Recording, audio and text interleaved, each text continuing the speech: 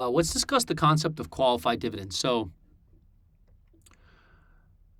when if you have a bond, the bond will pay you interest. That interest is going to be taxed at ordinary income. The benefit of dividends is dividends get taxed at long-term capital gains, which is the same tax rate you would pay if you held a stock for 1 year and 1 day, or a security for 1 year and 1 day and sold it, right?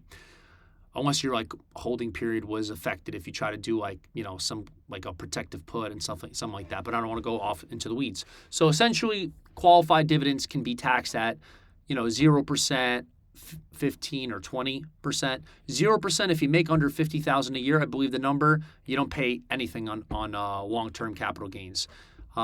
If you're between like 50,000, and it's like, depending on if you're married or file jointly, it's about $450,000, $500,000. You'll pay 15%, which is the vast majority of people. And then if you're over that amount, you'll pay 20%. Now, how does a dividend become a qualified dividend? So number one, it needs to be paid out by a U.S. corporation or a qualified foreign corporation, which, there's a couple rules in that. It has to do whether it's in a territory or if there's a tax treaty or something like that. That's not that important. Now, the key thing is this.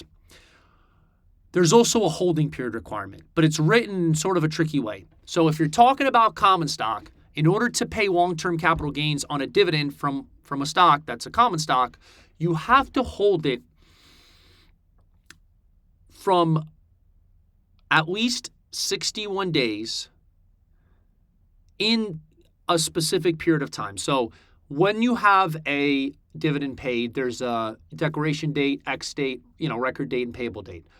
On the X date, which is basically the first date that the stock trades X dividend or without the dividend, if you own it as long as you own it 61 days in the period that starts 60 days before the X date, up until the period that ends 60 days after the X date. So if you were to take the X date, go 60 days before, and then 60 days after, as long as you own it within 61 days within that period of time, you get to pay long-term capital gains on that dividend. So what does that mean? So let's say you could own it 15 days before the X date, 45 days after the X date, 20 days before the X date, 40 days after the X date, 60 days before the X date, up until the X date.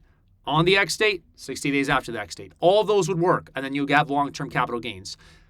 If it's any time shorter than that, you have to pay ordinary income on that dividend, which sucks, right, essentially. And it sucks more the higher tax bracket you're in, right? Now, if it was preferred stock, it's the same idea, except it's 90 days before, 90 days after. Because preferred stock, you don't really own it for the capital appreciation, unless you're like a interest rate trader. All you're owning it for is for the dividend. So in that case, it has longer holding period requirements. It's going to be 91 days within that 181-day period. So again, you have the X date, right? Then you have 90 days before, 90 days after. As long as you own it within that 90 days, within that 181-day period, you're fine. So 1 day before, let's say 89 days after. 50 days before, 40 days after the X date. So hope that makes sense. Please like and subscribe, and hope you have a great day.